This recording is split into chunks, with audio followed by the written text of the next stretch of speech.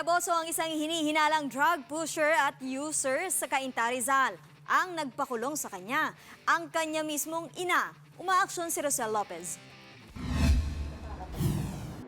Napasugod sa himpilan ng pulisya sa Cainta, Rizal ang ginang na ito.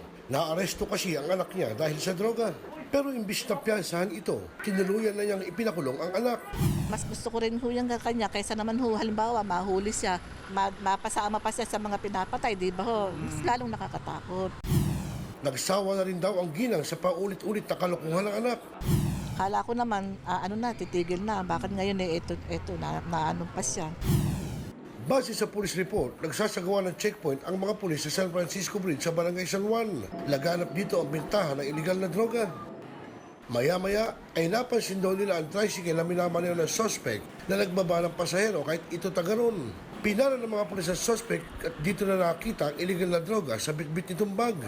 Nakakuha ang isang sachet ng shabu at aluminum foil. Either na siya po yung nagdadala ng drugs doon sa lugar na yon o siya po yung bumili doon ng drugs.